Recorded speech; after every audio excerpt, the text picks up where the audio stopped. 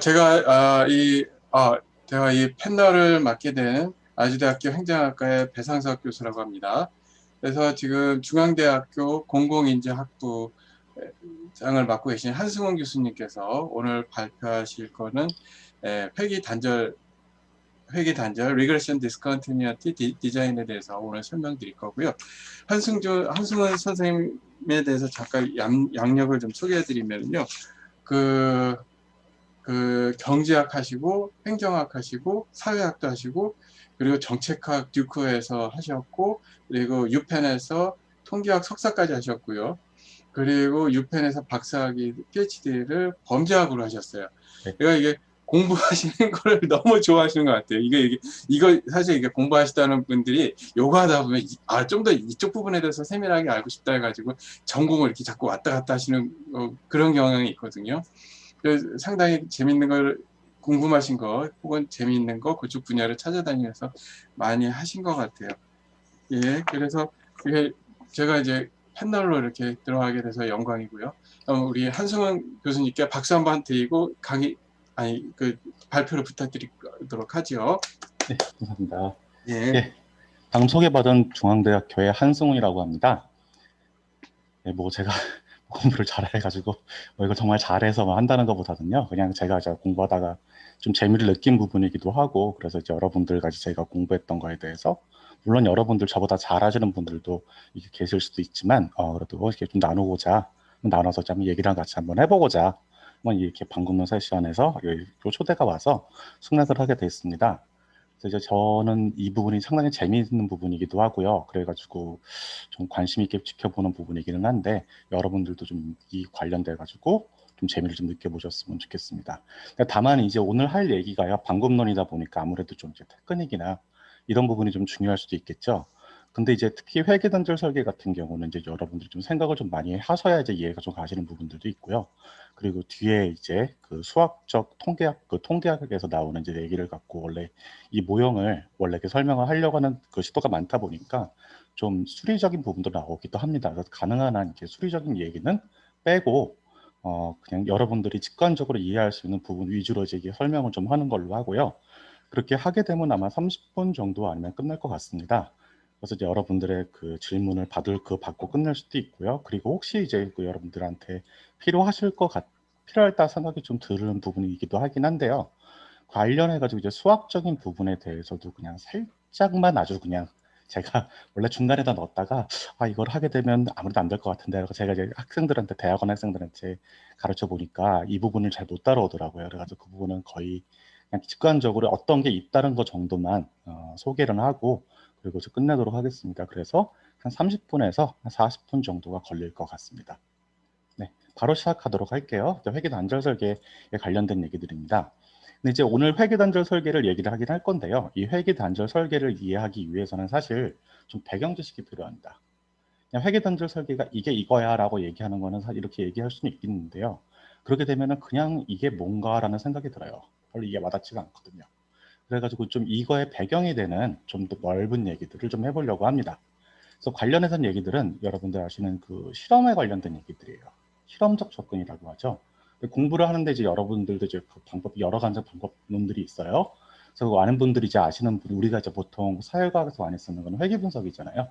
그런 것들은 이제 모델 베이스드 어프로치라고 하는 건데요. 이제 여러분들이 생각할 때 어떤 그 종속 변수, 독립 변수에 영향을 미치는 것들을 식에 넣고 모델 안에서 넣어서 모델을 잘 하면은 이걸 잘 통제할 수 있다. 뭐 이런 식의 이제 생각하는 거거든요. 그런 게 아니라 이제 디자인 베이스드라고 해가지고 그런 식으로 통제 변수를 직접 넣는 게 아니라 우리가 어떤 생각할 수 있는 이게 이렇게 될 거야라고 생각하는 어떤 디자인적 좀 더 거시적 관점이죠.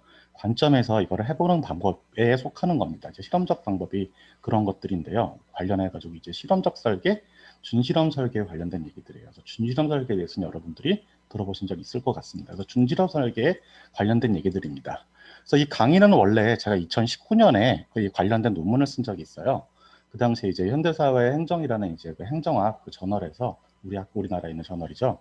그 관련해가지고 이 방법론에 관련된 뭐 일종 특집을 한 적이 있었는데 거기서 이제 2019년에 제가 썼던 그 이 회계 단절 설계에 관련된 논문이 있습니다. 그래서 거의 대부분의 오늘 나오는 내용들은 이 논문에 나오는 내용들이에요. 그래서 이거를 잘 간추려서 얘기하는 그런 강의입니다. 오늘 강의는 그래서 이렇게 생겼는데요. 여러분들 혹시 관심 있으신 분들은 한번 읽어봐 주시기 부탁드립니다. 네. 그래서 오늘 들으신 내용 중에서 거의 대부분의 내용들은 여기 논문에 다 들어가 있으니까요. 예, 혹시라도 오늘 강의 내용이 이해가 안 가는 부분이 있거나 이러면 논문을 찾아보시는 것도 좋을 것 같습니다. 그래서 관련된 오늘 강의는요, 이 목차를 이렇게 좀 잡아봤습니다. 첫 번째는 이제 여러분들이 좀 관심을 끌기 위해서, 관심이 끌어질지 모르겠지만, 장학금의 어떤 학업 성적 향상에 대한 효과라는 일종의 예를 가지고 좀 설명을 해보려고 합니다. 그래서 이제 도입부고요. 그래서 이제 그 도입부에 대한 얘기를 좀 하고 난 이후에 직관적으로 이제 회계단절 설계가 어떤 것인지 기본 원리에 대해서 설명을 좀 해보려고 합니다. 그리고 이제 좀 본격적으로 얘기를 해서 이제 회계단절 설계 내용 중에서 식별 전략이라는 걸 좀 얘기를 해보고, 회계선을 어떻게 모형화하는지에 대해서는 얘기도 좀 해보고, 그리고 이제 회계단절 설계의 종류에 대해서도 좀 간략하게 얘기를 해보려고 합니다. 그리고 이제 왜 회계단절 설계인가, 회계단절 설계의 이제 장점과 단점에 대해서 좀 얘기를 해보고요. 그리고 이제 좀 시간이 남으면, 아마 시간이 남기는 하겠지만 이게 써야 될지는 잘 모르겠습니다만, 어쨌거나 잠재적 성과 모형이라는 통계적 모형이 있습니다. 그래서 지금 현재 이제 우리나라뿐만 아니라 우리나라에서도 이제 경제학이나 정치학 일부에서 좀 많이 도입이 됐고요. 특히나 이제 그 통계학이란 원래 경찰과 사람들이 발전시킨 모형인데 좀 수리적인 모형인데요. 인과관계를 이제 그 얘기를 할 때 최근에 이제 1990년대 이후에 나오는 거의 대부분의 인과관계에 관련된 얘기들은 이런 잠재적 성과 모형에 기반을 둬서 설명을 하고 있습니다. 그러다 보니까 이 회계단절 설계 같은 경우도 거의 잠재적 성과 모형을 이용해서 모형화가 많이 돼 있어요. 그 부분에 대해서 좀 간략하게 여러분들한테 얘기를 하고 넘어가도록 하겠습니다. 그래서 이렇게 해서 강의를 좀 진행해 보려고 합니다. 자, 그럼 처음 시작했을 때 도입 부분입니다. 일단 여러분들 그 회계단절 설계를 잠깐 머릿속에서 내려놓으시고요. 이 얘기를 한번 해보죠. 장학금을 지급하면 학생들의 학업 성적이 올라가나요? 우리 이제 수많은 이제 우리가 살면서 이런 질문들을 많이 하게 되죠. 그리고 아마 여러분들이 이제 논문을 쓰거나 뭐 이렇게 됐을 때도 이런 연구 질문들을 하게 될 겁니다. 많은 좀 어떻게 보면 티피컬한 전형적인 연구 논문 중에 하나죠. 장학금을 지급하면 학생들의 학업 성적이 올라가나? 또 보통 이런 연구 질문이 있지만 여러분들은 어떻게 연구를 하시겠나요? 많은 경우는 이제 사회과학에서 회계 분석이라는 방법을 쓰다 보니까 가장 일반적이고 티피컬한 방법이죠. 전형적인 방법으로는 이렇게 하면 되죠. 학생들의 장학금 수의 여부를 독립변수로 넣습니다. 0과 1로 넣는 거예요. 그냥 장학금을 받으면 1, 받지 않으면 0. 그래서 그건 독립변수로 x에 넣습니다. 그리고 학업 성적을 종속 변수로 넣습니다. y라고 하죠. y에 넣는 거죠. 이렇게 y에 넣어서 학업 성적을 놓고 회계 분석을 돌리면 됩니다. 여러분들 알고 있는 그 OLS를 비롯해가지고 많은 그 회계 분석 방법들이 있잖아요. 그걸 돌리면 됩니다. 그리고 이제 여러분들이 조금 더 이제 그 공부를 하시면 알겠지만, 뭐 기본적인 얘기죠. 보다 좋은 분석을 위해서는 통제 변수를 잘 넣어야 된다라는 얘기들을 많이 들으셨을 겁니다. 그래서 이제 회계 분석식에 독립 변수 또는 종속 변수에 영향을 줄 수 있는 요인들을 통제 변수를 포함해서 이제 분석을 진행하면 우리가 좀 더 좋은 분석 결과를 얻을 수 있다라는 식으로 이제 얘기를 많이 들었습니다. 그래서 거의 대부분의 특히나 이제 행정학 정책학에서 이제 나오는 우리나라에서 나오는 논문들의 거의 90% 이상은 이런 방법을 써서 논문을 연구를 진행하게 될 거예요. 마찬가지로 이 질문에 대해서도 이런 식으로 진행하면은 많은 경우 논문이 어느 정도 완성이 됩니다. 회계 분석 결과 장학금의 수혜 여부의 변수의 개수가 양수고 통계적으로 유의합니다. 그러면 여러분들이 이렇게 결론을 내릴 수 있겠죠. 장학금 지급이 학생들의 학업 성적 향상에 유의미한 영향을 미친다. 즉 학업을 성적을 향상시킨다. 이런 식으로 우리가 보통 결론을 내리고 막 그 함의를 막 쓰고 논문을 마무리합니다. 근데 여러분들이 생각해 봤을 때 이게 정말로 그런가요? 이 부분을 좀 생각해 보실 필요가 있다는 거예요.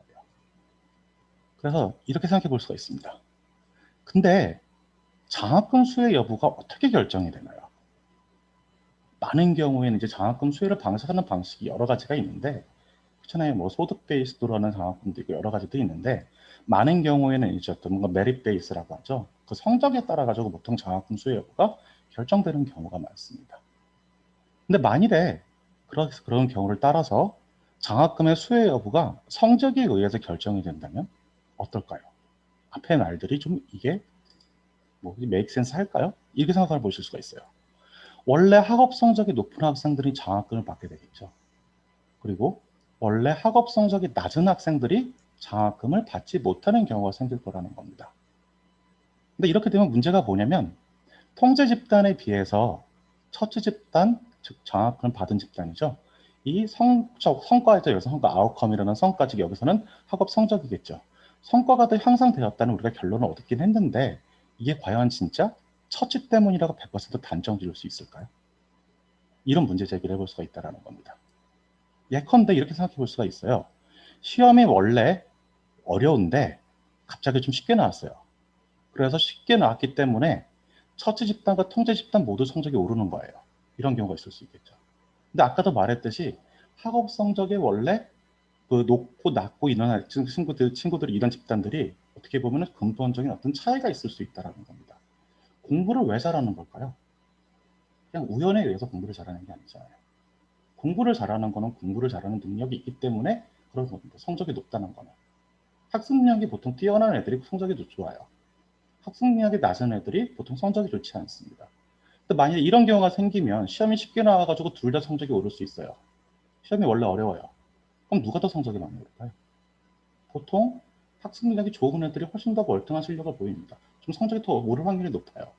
물론 그렇지 않은 경우도 있겠지만 그런 경우가 있을 수 있다는 겁니다. 그래서 원래 공부를 잘하는, 즉 이게 시험이 그냥 쉽게 나왔기 때문에 애들 학습 능력이 좋은 애들이 좀 더 성적이 향상되는 걸 수도 있다는 거예요. 이게 장학금 때문일까요? 그렇지 않을 수도 있다는 겁니다. 무슨 말이냐면 현실에서 우리가 첫째 집단의 성과가 통제 집단보다는 좋다는 결과를 관찰을 많이 해요. 근데 정말로 그게 우리가 생각하는 처치 때문인지는 명확하지 않다라는 거예요.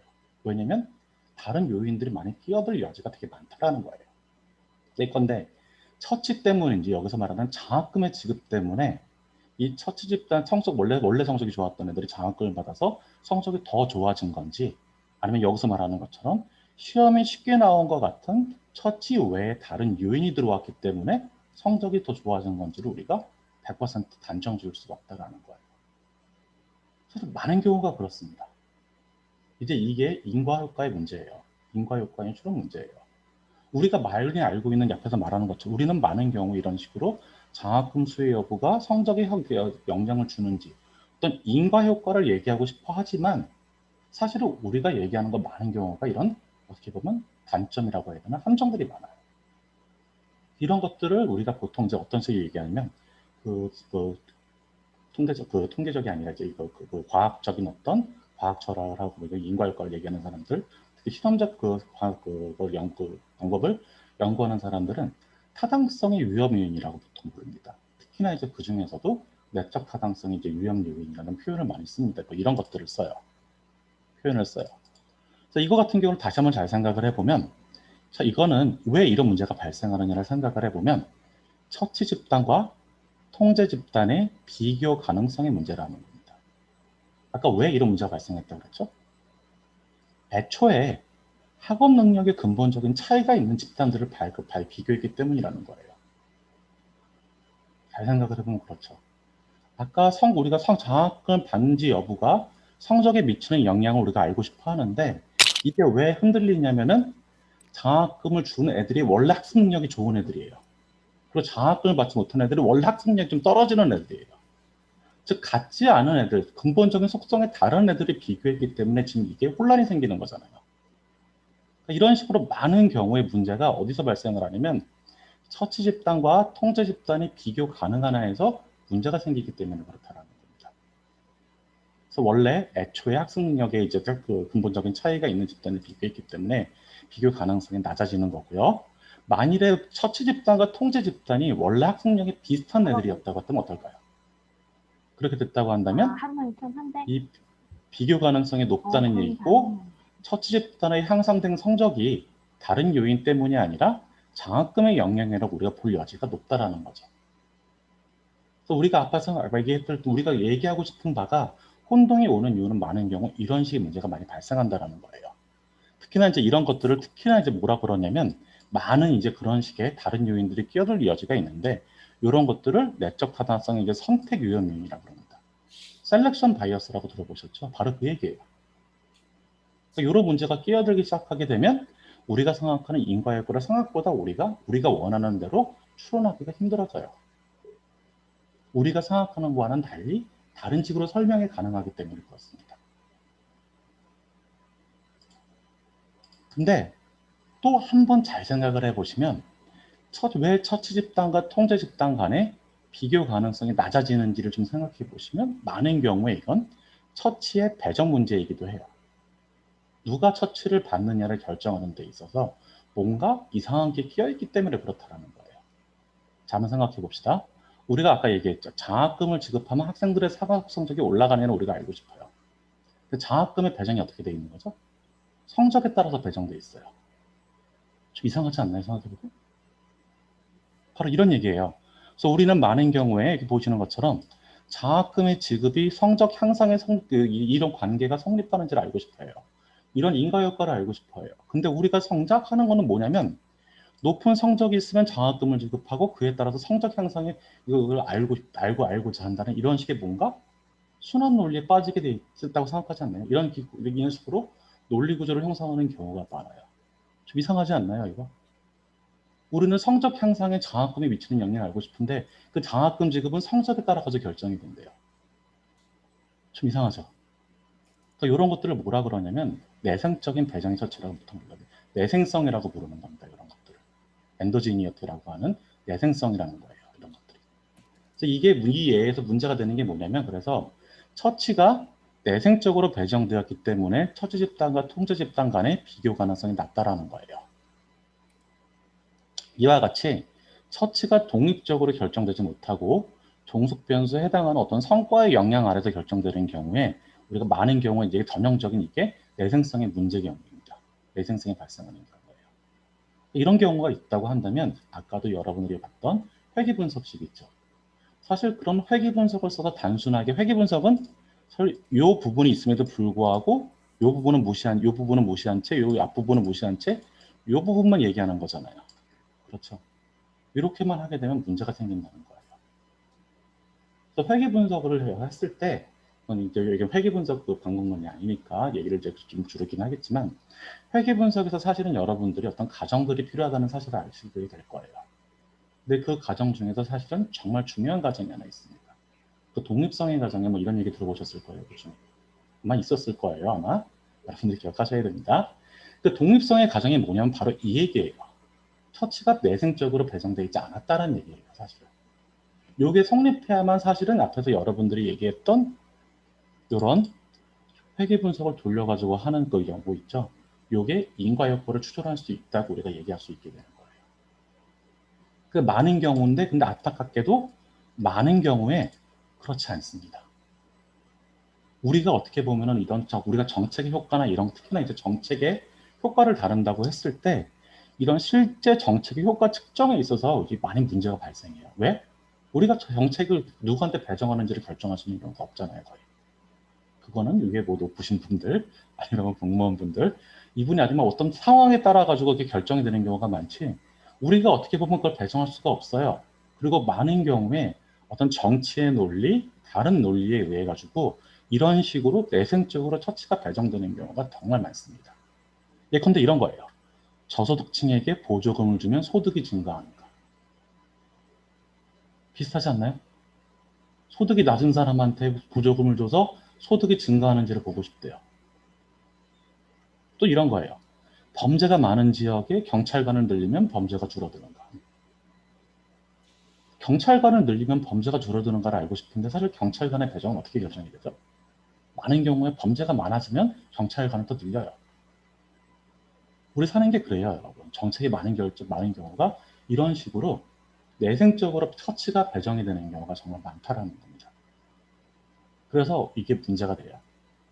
회귀 분석식만으로는 이게 어렵구나라는 걸 사람들이 슬슬 깨닫기 시작하게 되는 거예요.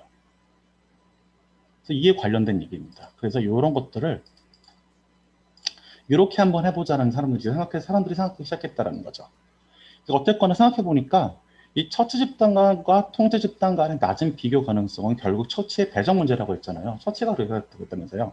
그러니까 이제 처치가 만일에 성과와 외생적으로, 즉 성과와는 어떤 독립적으로 배정되었다고 한다면 그보다는 아까 내생적으로 배정되었을 때보다는 비교 가능성이 높았을 거라는 거예요. 예컨대 고학번에게는 장학금을 지급하고 저학번에게는 장학금을 미지급하는 거예요.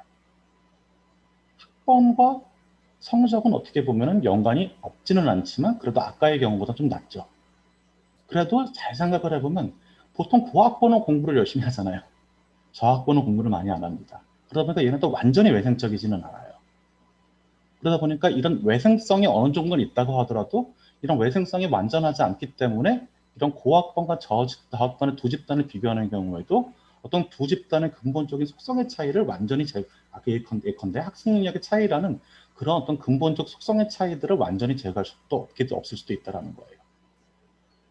근데 만일은 외생성을 끝까지 만일에 이거를 좀 올리죠. 이게 뭐냐면 무작위 배정이라는 겁니다. 여러분들이 공부하실 때 많이 들어보셨잖아요. 그 랜덤 어사이먼트가 사실 이 외생성을 가장 극단적으로 높인 경우가 이 무작위 배정이에요. 예컨대 이제 모든 학생을 섞어서 무작위로 동전을 던지는 거죠. 그래서 앞이 나오면 첫째 장학금을 받고 뒤가 나오면 장학금을 받지 못하고 이런 식으로.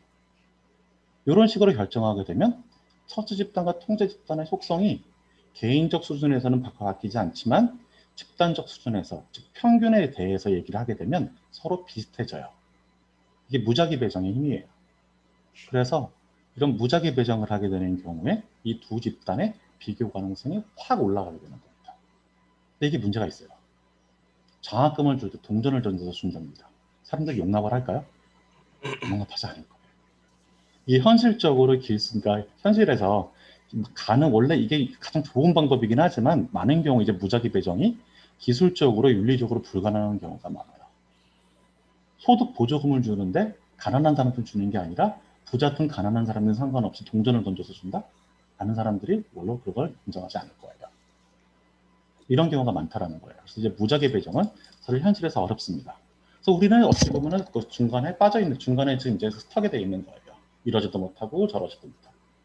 그래서 이제 여러 사람들이 생각했을 때 그러면은 우리가 중간 정도에서 어떤 무작위 배정을 통한 실험을 할 수 없지만 그와 비슷하게 어떻게 좀 해볼 수 있지 않을까? 라는 생각을 해봤다라는 거예요. 그게 뭐냐면 준실험 설계라는 겁니다. 그러니까 준실험 설계는 사실 그래서 이 실험적 설계, 무작위 배정을 통한 실험적 설계와 전혀 이런 어떤 인과관계에 대한 고려가 없는 비실험 설계, 그 중간에 있는 설계들을 보통 얘기하는데 여러 가지들이 있어요. 뭐 이중차 추정이라는 게 있고 도구 변수 추정법이라는 게 있고 회계 단절 설계가 있고 매칭도 있고 여러 가지 방법들이 있는데 그 중에서 오늘 배울 얘기들은 바로 이 회계 단절 설계라는 겁니다. 그래서 오늘 배울 내용들이 바로 이 얘기예요. 이 준실험 설계의 하나로서 회계 단절 설계를 좀 설명드릴 겁니다. 여기까지가 이제 도입부고요. 이제 회계 단절 설계라는 게 무엇인지에 대해서 간략히 직관적으로 한번 얘기를 해보도록 하겠습니다.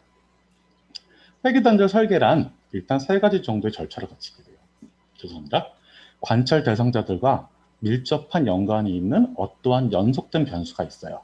이걸 배정 변수라고 그래요. 영어로는 forcing variable, running variable이라고 보통 얘기합니다. 이 연속된 변수의 값이 증가하거나 감소함에 따라 가지고 두 번째, 어떤 우리가 기준점을 사전에 정해놓는데요. 그 기준점의 이상 또는 이하가 자동적으로 결정이 될 거예요. 그렇게 되면 기준점 근처에 모여있는 대상자들의 지위 또는 상태가 점프를 하겠죠. 해당된다, 해당되지 않는다 이런 식으로 왔다 갔다를 결정하게 될 수 있을 거라는 겁니다. 그렇게 해서 이런 지위 또는 상태의 변화에 따라서 이들 기준점 근처의 대상자들의 성과도 어떤 불연속적인 변화를 하는 경우에 우리는 이런 변화를 이용해 가지고 인과격을 추정할 수가 있는데 이런 걸 준실험 설계 방법 중에 하나인 회귀 단절 설계라고 하는 겁니다. 이렇게 얘기하면 이게 뭔 소린가 아시죠? 네, 그래서 좀 더 쉽게 얘기만 해보고 그리고 더 이해를 쉽게 돕기 위해서 예제를 들어서 설명을 해보겠습니다. 좀 더 쉽게 얘기하자면 이렇다는 거예요. 이런 방법을 쓰면 이게 회귀 단절 설계라는 거예요. 참여자들은 연구 대상자들이죠. 처치 이전에 어떤 연속적인 값을 이미 갖고 있어요. 그리고 그 참여자의 어떤 사전 점수 있죠. 그 처치 이전에 있었던 그 사전 점수에 의해서 어떤 기준치를 우리가 정했을 때 그 기준치를 넘는지 안 넘는지가 자동적으로 결정이 돼요. 그래서 넘는지 안 넘는지에 따라 가지고 첫째 집단과 통제 집단이 그냥 바로 배정이 되는 겁니다. 그러면 연구자는 이제 이거 갖고 어떻게 하는 거냐면 배정된 두 집단의 참여자들 중에서 기준치에 가까운 사람들만 모아요.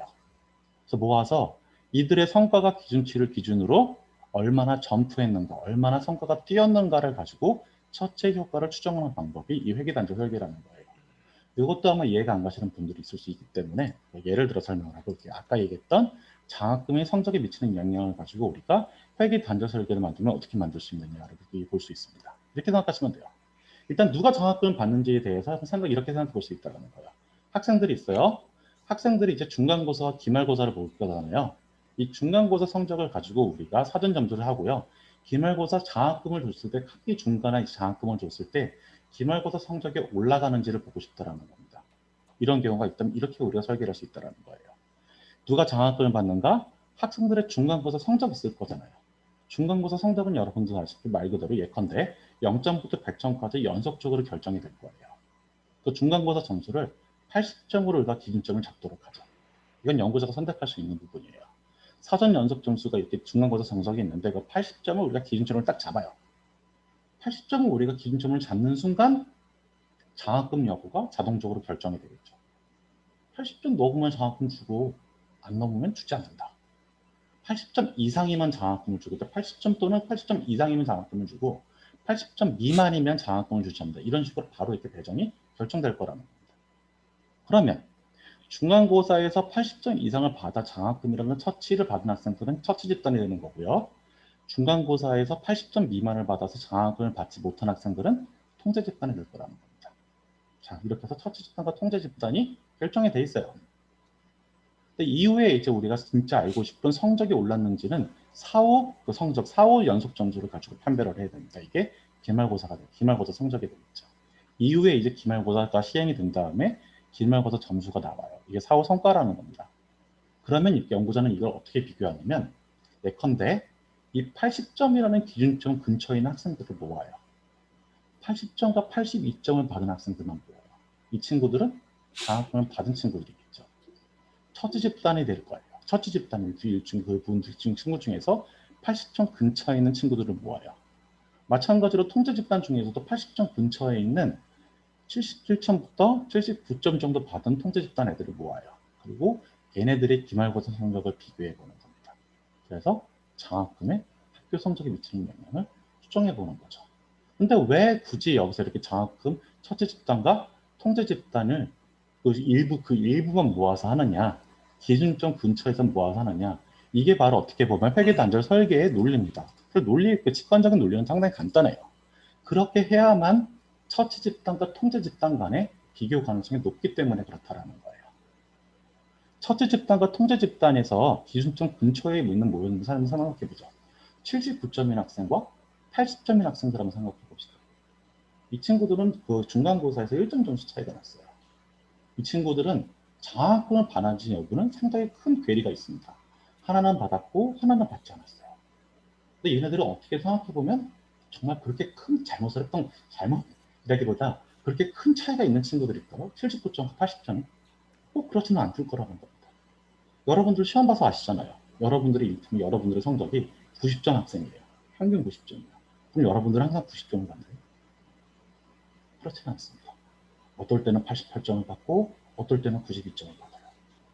어떨 때는 91점을 받고 운 좋으면 96점도 받았다가 운 나쁘면 90, 80점도 받습니다. 그러니까 이런 식으로 자기 어떤 능력이 있을 때 그런 능력이 발현되는 거는 사실 어떤 랜덤이 작용한다는 거예요. 많은 경우에. 그래서 잘 생각해 보면 오직 정말 큰 차이가 나잖아요. 장학금 받았는지에 대해서 큰 차이가 나는데 이 큰 차이는 사실 되게 작은 어떤 사전 점수 차이로 결정된다는 거예요. 이렇게 생각한다면 이 친구들을 비교해보면, 이 기준점에 있는 친구들을 비교해보면 이런 처치의 여부라는 큰 차이를 만들어내는 작은 사전 점수 차이 있죠. 이런 거는 많은 경우에 단순히 우연에 의해서 결정되는 경우가 많다라는 거예요.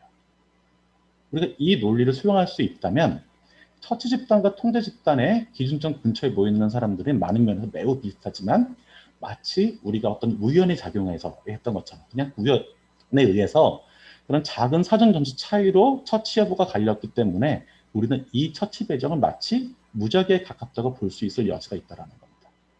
그래서 이런 것들을 as if random이라고 표현을 해요. 그렇다고 한다면 이 통제 집단의 기준점 근처에 모여있는 사람들은 처치 집단의 기준점 근처에 모여 있는 사람들에 대해서 좋은 비교 대상이 될 수 있을 거라는 겁니다. 동의하시나요? 그렇다는 거예요. 그래서 회계단절 설계는 원리는 간단해. 다 이 얘기예요. 그래서 회계단절 설계는 기본적으로 이런 기준점 근방에 처치의 효과에 집중한 어떤 국소적인 성격을 지니게 될 수밖에 없습니다. 어떤 효과를 되게 국소적으로 보는 거예요. 왜? 비교 가능성을 어느 정도 높인 상태에서 비교하기 때문에 그래요. 얘네들이 as if random, 마치 무작위에 가깝게 배정된 것처럼 볼 수 있는 여지가 있기 때문에 그렇다라는 겁니다. 회계단절 설계 논리는 바로 이 얘기예요. 직관적으로는 어렵지 않죠? 그렇게 어렵진 않습니다. 그래서 생각해보면 이렇게 생각해 볼 수가 있어요. 표를 그려보면 오른쪽을 이렇게 지금 이제 X축을 아까 얘기했던 그 발전 변수 있죠? 중간고사 성적으로 봐요. 그리고 Y축을 우리가 알고자 하는 성과로 봅니다. 이렇게 해서 그래프를 그려보면은 왼쪽과 오른쪽은 차이가 있다는 거예요. 왼쪽을 생각을 해보시죠. 왼쪽을 보면은 이 장학금을 줬는지요. 이 C 이퀄 80이라는 오른쪽에 있는 친구들은 장학금을 받은 친구들이고 이 기준점에서 왼쪽에 있는 친구들은 장학금을 받지 못한 친구들이에요. 만일에 장학금의 효과가 없었더라고 한다면 아마 거의 비슷하게 이런 식으로 선이 직선의 회계선을 우리가 그을 수 있을 거라는 겁니다. 근데 만일에 장학금이 진짜 효과가 있었다라고 한다면 이런 식으로 장학금을 받은 애들의 성적이 뛰어오를 거라는 거예요. 그래서 이렇게 보면 그래서 이 기준점 있죠. C80이라는 이 기준점에서 보게 되면 단절이 일어납니다. 이런 식으로. 그래서 이게 이름이 이 방법 이름이 회귀 단절 설계예요. 회계식에 단절이 생겼기 때문이라는 겁니다. 회계식에 단절이 생겨 어떤 성과의 회계식에 단절이 생기는 경우를 우리가 보는 경우이기 때문에 이름이 회귀 단절 설계가 되는 겁니다. 이런 얘기들이에요. 그래서 왼쪽 같은 경우가 효과가 없는 경우를 얘기하는 거고요. 오른쪽처럼 어떤 성과에 있어서 단절이 있는 경우는 그 처치에 효과가 있다라고 우리가 얘기할 수 있다라는 겁니다. 여기까지가 바로 이제 회계 단절 설계의 기본 원리입니다. 그렇게 어렵지는 않죠. 바로 이런 얘기고요. 근데 이제 좀 더 생각해 볼 필요가 있어요. 이제 이거는 식별 전략이라고 하는 아이덴티피케이션 스트래티지라고 하는 건데 이렇게 생각해 볼 수 있어요. 아까도 우리가 얘기했잖아요. 회계 분석을 열심히 돌렸더니 회계 분석이 말이 안 되는 부분도 있다면서요. 확신할 수 없다면서요. 그럼 회계 단절 설계는 우리가 확신할 수 있느냐라는 거예요. 그렇기 때문에 회계 단절 설계는 또 마찬가지로 어떤 검증을 거쳐야 됩니다. 즉, 회계 단절 설계에서의 처치가 성과 변화의 진정한 원인이냐는 거예요. 즉, 장학금을 준 게 진짜로 그 장학금을 받은 학생들이 성적이 올라간 그 이유냐는 거예요. 실제로 처치 이외에 어떤 다른 요인이 성과의 변화를 가져왔는데 이런 진정한 원인인 처치 외에 다른 요인이 이런 회계 단절 설계에 잘 나타나지 않을 수가 있어요. 그렇게 된다면 우리는 마치 처치가 성과의 변화를 가져온 것처럼 착각할 수 있다는 거예요. 똑같은 논리가 적용되는 겁니다. 그래서 그런 경우가 있는지를 이미 살펴봐야 된다는 거예요. 그래서 회계 단절 설계에서는 반드시 이런 연구 분석을 할 때 이런 다른 요인이 존재하는지도 확인을 해봐야 된다는 겁니다. 많은 경우 이제 두 가지 경우가 크게 문제가 되는데요. 첫 번째는 뭐냐면 연구 대상자 있죠. 그 연구 대상자들의 전략적 행동이 있는 경우가 문제가 되고요. 두 번째는 연구 대상자 간의 근본적인 특성에 다른 경우가 또 문제가 됩니다. 첫 번째 이제 얘기하는 연구 대상자의 전략적 행동에 대해서 얘기를 한번 해보죠. 이런 거예요. 연구 대상자들이 처치가 어떻게 되는지를 알고 있어요. 예컨대 아까 말한 장학금 있죠. 장학금이 내가 80점을 넘으면 장학금을 받을 수 있다는 사실을 알게 돼요. 내가 장학금을 너무 받고 싶어요. 그럼 사람들은 어떻게 하죠? 행동을 바꿔요. 즉 전략적인 행동을 한다는 겁니다. 그래서 연구 대상자들이 처치를 받기 위해 또는 피하기 위해서 의도적으로 자신들의 행위를 조정하는 경우가 꽤 있다는 거예요. 이런 경우가 있으면 회계단절 설계에서 인과적 효과를, 즉 처치의 인과적 효과를 추론하기가 어려워져요. 예컨대 이런 거죠. 학생들이 이제 중간고사를 보기 전에 미리 중간고사 성적이 80점이 넘으면 학교에서 장학금을 준다는 사실을 알아요. 그러면 우리가 어떻게 하죠? 많은 경우 이제 장학금을 받아야 되겠다 생각이 들면 점수가 이제 80점 언저리 있는 학생들은 불안해지기 시작하는 거죠. 나 장학금 받아야 되는데, 못 받을 수도 있겠는데 79점 나면 어떡하지? 이렇게 될 수 있어요. 그럼 전략적인 행동을 취할 수 있다는 거죠. 어떻게? 중간고사만을 위해서 단기 과외를 취한다든가 이런 식의 어떤 전략적 행동을 취할 수 있다는 겁니다. 80점을 넘어가기 위해. 그래서 원래는 이제 80점보다 조금 밑도는 성적을 받을 것으로 예상되었던 많은 학생들이 80점을 넘겨요. 그럼 얘네들은 장학금을 받아요. 그러면 우리가 진짜로 생각하는 장학금의 효과를 얘기할 때 이 효과가 흐트러지는 거죠. 그래서 이런 전략적 행동을 해서 장학금을 받은 학생들과 그런 전략적 행동을 취하지 않아서 장학금을 받지 못한 학생들은 더 이상 좋은 비교 가능한 대상이 아니게 될 거라는 거예요. 그래서 이런 전략적 행동이 있는 경우에는 회계단전 설계를 쓸 수가 없습니다. 쓰면 안 돼요. 효과를 제대로 추정해낼 수가 없어요. 이런 거에 대해서 이제 맥크럴이라는 이제 지금 버클리에 계시는 분인데, 그분이 버클리 경제학자신데, 이런 이제 회계단전 설계에서 이제 추정 효과를 진정한 이제 인과 효과를 해석하려면 이런 전략적 행동을 했는지를 찾아봐야 된다는 거고, 어떻게 하면 되느냐에 대해서 2008년 쓴 논문에서 배정 변수의 어떤 확률 밀도 함수나 히스토그램을 그려보면 대충 어느 정도 파악이 가능하다는 거예요. 그래서 이런 이제 그래프가 이제 그분의 이제 그 책에서 나온 얘기인데, 그 논문에 나온 얘기인데, 왼쪽 같은 경우는 전략적 행동이 없는 경우예요. 이 기준점을 근처로 해가지고 연쭉 자연스럽게 이제 이어지죠. 근데 전략적 행동이 있어요. 이거 같은 경우는 어떤 경우에 있냐면 이 기준점을 넘어가게 되면은 어떤 뭐라고 해야 되냐, 그 벌칙을 받는 경우예요. 그러니까 사람들이 안 넘어가려고 하겠죠. 그러니까 오른쪽에서 보시는 것처럼 전략적으로 행동을 했을 때 많은 사람들이 이 확률 밀도 함수에 얼마큼 높으면 이 위에 있을수록 사람이 많이 몰려 있다는 얘기예요. 자, 이 기준점보다 갑자기 사람들이 이전에는 갑자기 많이 몰려 있다가 기준점이 지나고 나니까 확 떨어집니다. 즉 사람들이 전략적인 행동을 통해서 원래 기준점이 넘어가야 될 사람들이 넘어가지 않는 걸로 옮겨왔다라는 거죠. 이런 경우가 있는 경우에는 회계단전 설계의 그 처치 인과적 효과가 제대로 추정이 되지 않습니다. 그래서 전략적 행동이 있는 경우는 안 돼요. 두 번째는 뭐냐면 연구 대상자 간에 다른 근본적인 특성들이 있는 거예요. 아까 말했던 것처럼 셀렉션 바이어스와 비슷한 얘기입니다. 예컨대 이제 중간고사 성적이 기준점이 80점 이상과 미만이어서 장학금을 받은 학생들과 받지 못한 학생들이 부모의 소득 수준 등의 어떤 사회적, 경제적 지위에서 큰 차이가 있는 경우가 있을 수 있어요. 이런 경우에. 예컨대 이런 거죠. 가정 형편이 좋아요. 그러면 이 친구들은, 어떤 친구들은, 그 친구들은 그냥 공부만 하면 돼요. 근데 비슷하게 사실 80점 언저리를 받을 수 있는 능력이 있는 친구들인데 학원 보여서 가정 형편이 안 좋아요. 아르바이트를 해야 돼요. 공부할 시간이 없어요. 돈을 벌어야 돼요. 이 친구들은 절대적으로 학습 시간이 부족할 거예요. 그러면 이 친구들은 어떻게 될까요? 떨어지게 될 거예요. 80점 밑으로. 그래서 이런 식으로 어떻게 보면 다른 어떤 근본적인 속성의 차이들이 이런 것들을 만들어낼 수가 있어요. 그래서 이런 경우에 장학금을 받은 학생들이 그렇지 않은 학생들보다 기말고사 성적이 높은 것이 장학금에 의한 것인지 아니면 가정 형편에 따른 학습 시간의 확보 여부에 대한 것이 불분명해지잖아요. 그러니까 이런 연구 대상자들, 처치 집단의 그 대상자들과 통제 집단의 대상자들이 어떤 근본적인 속성들의 차이가 있는지 여부를 또 확인해 볼 필요가 있다는 겁니다. 그래서 요거 같은 경우도 그냥 처치 이외에 어떤 그 특성들 있죠. 그런 것들을 상점들을 그려보면 돼요. 아까 봤던 요 그래프와 마찬가지로 기준점을 중심으로 해가지고 얘네들이 어떤 차이가 있는지 이런 것들을 확인해 보셔야 된다는 겁니다. 그래서 이런 식의 문제들이 생기는 경우에는 회계 단절 설계들이 생각보다 좋은 방법이 아닐 수 있다는 것들, 쓰기 어려워진다는 거예요. 그래서 이런 것들이 우리가 식별 전략이라고 부르는 거고요. 그렇게 된다면 이제 아까 얘기했던 것처럼 다음 단계로 회계 단절 설계에서 이제 회기선을 그려야 되는 거잖아요. 그러니까 회계 단절 설계라는 게 회계식을 우리가 쭉 그리는데 기준점에서 단절이 생기느냐 여부에 따라 가지고 하는 거라고 했잖아요. 그래서 회계 단절 설계라고 했잖아요. 그러니까 어쨌거나 우리는 회기선을 그려야 됩니다. 그래서 결국 이게 회기 모형을 우리가 사용해야 돼요. 회기선의 어떤 그 모형 있죠. 함수 형태 그 모형화를 해야 돼요.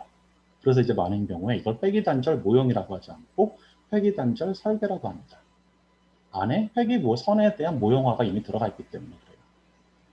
보통 회기 단절 설계라고 부릅니다. 그래서 이때 회기 단절이라는 게 아까 얘기했던 것처럼 회기선의 기준점상에서 다른 값을 받아서 불연속적인 이제 반절이 나타나는 것을 의미하는 거잖아요. 이 두 가지 방법이 있는데요. 모수적 접근법이 있고 비모수적 접근법이 있습니다. 모수적 접근법은 여러분들이 알고 있는 바로 그 방법이에요. 우리가 보통 회계 분석할 때 어떻게 하죠? 우리는 많은 경우에 거의 대부분의 경우 모수적 접근법을 씁니다. 이게 딴 게 아니라 이런 거예요. 이론 등에 기반해가지고 이 종속 변수에 뭐가 영향을 미치니? 요거 중요하더라 x1 넣고 요거도 중요하더라 x2 넣고 이런 식으로 모형을 먼저 만드는 거죠. 그리고 그 모형에 들어가 있는 변수에 회계 그 개수들 있죠. 모수죠, 모수. 파라미터라고 하는 그 모수들을 추정하는 방식이에요. 이런 것들을 우리가 모수적 접근법이라고 합니다. 여러분들이 알고 있는 바로 그런 회계 방식 모형이에요. 많은 경우에 이제 이런 회계단지 설계에서 모수적 접근법을 쓰는 경우에 최소자산법을 비롯한 이제 선형 또는 이제 비선형 회계 분석을 설정할 수 있고, 식을 설정할 수 있고, 이 기준점 좌우로 해가지고 이 회계선을 선형으로 만들 수도 있고, 비선형으로 만들 수도 있고, 같게 만들 수도 있고, 같지 않게 만들 수도 있습니다. 여러분들 자유예요. 하시는 분들 자유예요. 이런 식으로 만들 수가 있어요. 근데 문제가 있어요. 이게 사실 지금 여러분들이 하고 있는 거의 대부분의 경우에 해당하는 얘기지만요. 회계 모형에 대해서 우리가 사전 정보를 알고 있나요? 어떤 게 정말 진정한 데이터 제너레이팅 프로세스란 데이터를 만들어내는 그런 진짜 그 자연의 섭리인지 우리가 알 수 있나요? 많은 경우 몰라요. 그런 사전적 정보를 아는 경우가 우리 별로 없어요. 그래서 이게 문제가 될 수 있습니다. 이 회계식 모형을 잘못 만들게 되면 잘못 해석하는 경우가 오히려 많이 생겨요. 밑에 보이는 경우가 그런 대표적인 예인데, 많은 경우에 사람들이 어떻게 보면 진정한 어떤 비선형 관계가 있을 때 이거를 잘못 해석을 해가지고 마치 선형 관계에서 단절이 있는 것처럼 잘못 인지하게 되는 경우가 많다는 거예요. 이게 비선형 관계인지 어떻게 선형 관계 단절이 있는 건지 우리가 사실 사전적으로 알 수 있는 방법이 별로 없어요.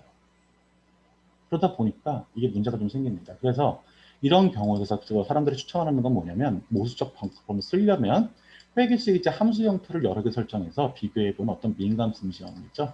이런 거를 반드시 시행해보라는 거예요. 여러분들이 알고 있는 그 로버스트니스 책이라는 거 있죠? 바로 그 얘기예요. 그걸 해보라는 거예요. 그래서 이런 모수적 접근법을 쓰려고 하는데, 아이씨, 그냥 붙잡고 죽겠는데 이런 걸 해가지고 맞는지 틀린지 우리가 어떻게 알아? 라는 식으로 생각을 한다는 겁니다. 그래서 회계 단절 설계에서는 사실 많은 경우에 이 모수적 접근법보다는 비모수적 접근법을 더 많이 씁니다. 이건 뭐냐면, 회계식의 어떤 함수 형태에 대해서 아무런 사전 정보나 지식 없이 그냥 순수하게 관측 자료들을 니네들이 알아서 그 컴퓨터가 그려봐. 자료에만 기반을 해가지고 그리는 방법이에요, 회계선은. 그러니까 좀 이상하게 비선형으로 많이 나오겠죠. 이게 사실 현실적으로 더 많이 사용합니다. 그러니까 현실적으로 이런 비모수적 접근법을 쓸 때는, 혹시 들어보셨는지 모르겠지만, 커넬 함수라는 것과 평화라 스모딩이라고 하는 건데요. 그런 기법을 사용해가지고 어떤 이런 비선형의 어떤 이런 걸 예쁘게 그림을 그립니다. 근데 문제가 있어요. 이 비모수적 접근법에서 순수하게 관측된 자료들만 가지고 추정한다면서요. 근데 우리가 어떤 자료들을 이용해야 될까요? 아까 얘기했듯이 회계 단절 설계는 기준점을 기준으로 해서 기준점 근처에 있는 애들을 모아서 하는 거라면서요. 왜 그렇다고, 왜 그런 거죠? 왜냐하면 기준점에서 멀리 떨어지게 되면 애들이 비교 가능성이 낮아지잖아요. 79점과 81점의 애들은 비슷한 애들일 거예요. 근데 60점 받는 애들과 99점 받는 애들이 같다고 볼 수 있나요? 아닐 거잖아요. 그러니까 기준점에 근처에 있는 애들을 모을 필요가 있어요. 왜? 우리 정확성을 위해서. 근데 이렇게 되면 문제가 생겨요. 뭐가 문제가 생기냐면, 기준점에 있는 애들이 그렇게 생각보다 많지 않을 수 있어요. 샘플 수가 적어서요. 표본 수가 적어서요. 여러분들 아시다시피 통계학에서 우리 하는 분들이 많은 경우에 이제 프리퀀티스 스태티스틱이라는 어떤 빈도주의 통계학인데, 빈도주의 통계학에서는 샘플 수가 적은 거는 죄악이에요. 왜냐면 그 통계의 어떤 힘의 통계법, 스태티스틱 파워 있죠. 그게 낮아지기 때문에 그래요. 표본 수가 적으면은 측정이 어려워져요. 표본 통계적 결론이 측정이 하기가 어려워져요. 그러니까 통계적 측정이 어렵기 때문에 얘네들이 그러면 안 돼요. 이게 어떻게 보면 두 개가 트레이드오프 관계라는 거예요. 지금 부착 상태예요. 표본수를 늘리자니 얘네들이 이게 문제가 생기고, 이걸 그 근처에 있는 애를 모으자니 얘들이 표본수가 줄어들고, 이걸 멀리 떨어진 애들까지 모아서 표본수를 늘리자니 비교 가능성이 떨어져요. 그래서 사실은 요것들을 적당히 잘 조절하는 게 이 회계 단위 설계에서의 핵심 중에 하나입니다. 기준점으로부터 어느 정도 떨어진 거리까지의 관측치를 포함할 것인가가 이 밴드위스라고 하는 대역폭이라고 하죠. 이 설정하는 거 문제예요. 이 대역폭이라는 건 말 그대로 기준점에서 어느 정도 멀리까지 떨어진 애들을 우리가 쓸 것이냐를 결정하는 게 바로 밴드위스거든요. 대역폭이에요. 그러니까 한국말 표현해서 그렇지 밴드위스는 결국 그 얘기예요. 어느 기준점으로부터 어느 정도 멀리 떨어진 애들까지 우리가 쓸 것이냐를 생각하는 거예요. 이게 어떻게 보면은 편향성과 정확성 간의 상충 관계에 대한 중요한 결정이라는 거예요. 그래서 이거에 관련해서 연구는 상당히 되게 많이 있어요. 이 편향성과 이제 분산, 이 정확성과 편향성의 상충 관계를 적절히 조절을 해가지고 어떻게 보면 이제 최적으로 만들어내는 그런 대역폭을 설정하는 위해서 많은 연구가 있는데, 많은 경우에 이제 사람들 아직까지는 사람들이 얘기하는 게 뭐냐면 이제 그런 방법도 써도 좋은데 리앤 루믹스나 이름 어떻게 이름인지 모르겠는데 이분들이 이 논문이 이 회계단지 설계에서 가장 이제 그 대표적인 논문 중에 하나인데 이분들에 따르면 어떤 하나의 기법에 의존하기보다는 여러 개의 대역별로 효과들을 추정해서 이제 비교하는 방법, 아까 또 센서티비티 테스트 또는 이제 로버스트니스 책처럼 그렇게 하는 게 좀 더 좋을 수 있을 거다라는 이런 식으로 실무적으로는 이런 식으로 추천을 하고 있습니다. 그래서 여러분들이 회계단지 설계 논문을 보게 되면 이 밴드위스가 달라질 때 차이가 어떻게 되는지도 많이 보고가 될 거예요. 보통 이 방법을 많이 따릅니다. 그래서 요 그림 같은 경우가 이제 이게 편향성과 정확성의 상충 관계 관련된 얘기인데 우리가 이미 시간이 많이 지난 관계로 보는 생략하는 걸로 할게요. 그래서 잘 읽어보시면 이게 보면 그 많은 논문을 이렇게 보시게 되면 요 파란색까지만 하게 되는 경우에는 요 파란색 선 있죠. 이 그림에서 이 녹색 선까지만 이제 밴드위스, H만까지만 이제 밴드위스를 주게 되는 경우에는 어떻게 보면 그 정확성은 올라가는데 어떻게 보면 그 통계적 그 파워, 스태티스틱 파워가 내려가게 되는 거죠. 편향성은 줄어들지만 그 정확성은 떨어지게 될 거라는 거죠.